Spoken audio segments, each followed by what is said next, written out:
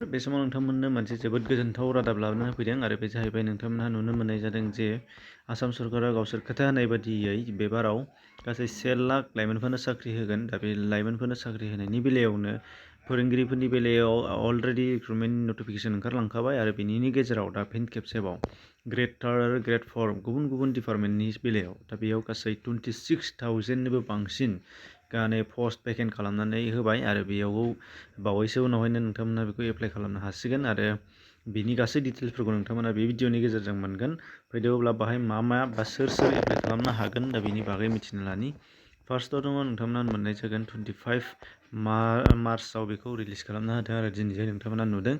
दा बेयाव ग्रेड 4नि बेलायाव गासै 13,000 भेकेन्ट पस्ट दङ आरो बेनिनि बेलायाव क्वालिफिकेसननि बेलायाव जोङो नुयोबा नोंथांमोना नुगोन जे गासै 9,000 ग्रेड 4निनो 9,000 नोंथांमोना जेखौ नुदों 9,000 जागोन अनलि क्लास 8 पासबानो आरो मेक्सिमाम बेनिया हायार सेकेन्डारि पासबानो जागोन आरो बेनिफ्राय SSLC पास जानाय माने मेट्रिक पास जानायनिफ्राय हायार सेकेन्डारि पास जानायनि बेलायाव गासै नैबे दंबावो 4,300 पस्ट। दा बेनिफ्राय एज लिमिटनि बेलायाव नोंथांमोना मिथिनो गोनां बुंबा बाहाय नुगोन एज लिमिटनि बेलायाव गाहायै गुबुनफोरनिया गासै 18निफ्राय 40 इयार्ससिम गोग्लैगोन 18निफ्राय 40 इयार्स आरो STनि थाखाय 5 इयार्स रिलेक्सेसन दङ। दा बेबायदिब्ला 18 to 45 इयार्स जाहैगोन STनि थाखाय।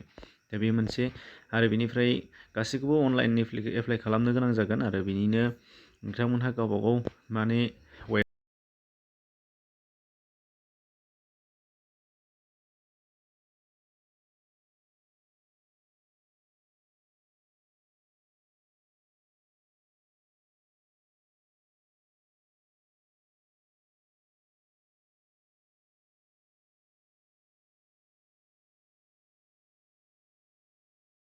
बेनिफ्राय एप्लाइ खालामनायनि डेटआ फैगौ एप्रिल दाननि 11 अक्ट' बेनिफ्रायसो बियो स्टार्ट जागोन एप्रिल दाननि 10नि उनावहायसो।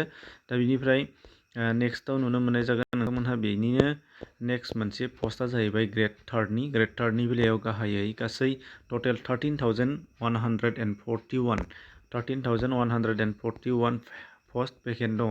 दा बेखौ होदों बिथांमोनहा बिनिनो बेलायाव गोबां केटेगरि वाइज बिथांमोना रानदों। दा बाहाय बेबायदि राननायबा नोंथांमोना नुगोन मोनथाम केटेगरियाव नुदों। मोनथाम केटेगरिनि बेलायाव फार्स्टआव दङ फार्स्ट केटेगरियाव मोनगोन बाहाय जुनियर एसिस्टेन्ट LDA स्टेन'ग्राफार दा बेफोर दङ आरो बेयो जाहैबाय डिप्ल'माया मा नांगोन मिनिमाम ग्रेजुवेसन आरो बेनिफ्राय कम्पिउटार 6 मान्थ कम्पिउटार कर्स लानाय जानांगोन होनदों। बे केटेगरि 1नि थाखाय भेकेन्सि दङ 8,331।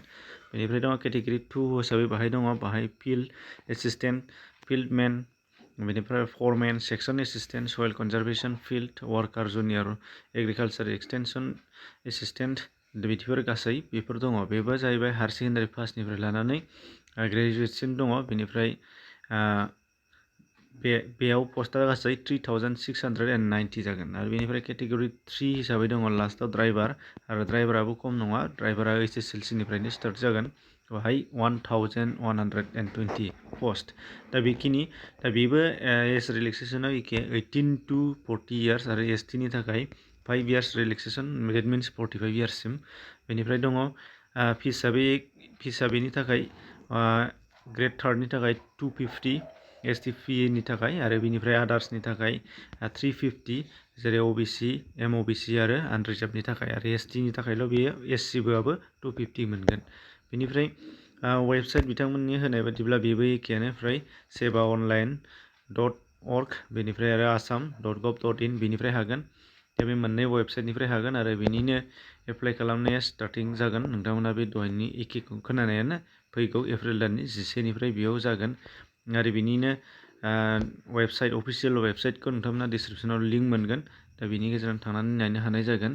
दा बेखिनिमोन आरो गुबुनफोरनोबो खिन्थानानै होबानो जाबाय शेयार खालामना होबानो जाबाय जायफोरहा एज लिमिट गैला एबा जायफ्रा खालामनो गोसो गैया नोंथांमोना गुबुनफोरनो खिन्था जाहाथे बयबो मिथिनो मोनो आरो जायफ्रा खालामनो गोसो थाबैनो रेडि जादो आरो बेनिफ्राय साबजेक्ट वाइज सिलेबास जेब्लाना बिथांमोना रिलिज खालामगोन अब्ला बेनिफ्राय नायबानो A to Z नायबानो नोंथांमोना बेखौ मिथिनो हागोन आरो मोननो हानाय जागोन। बिनिनो एटलिस्ट नङाबाबो 26,000आव 2,000 लिगेल मोनबाबो बेसेबांबा जथेस्थ' जागोन। दा बेखिनि एसेनोसै, गोजोन्थों।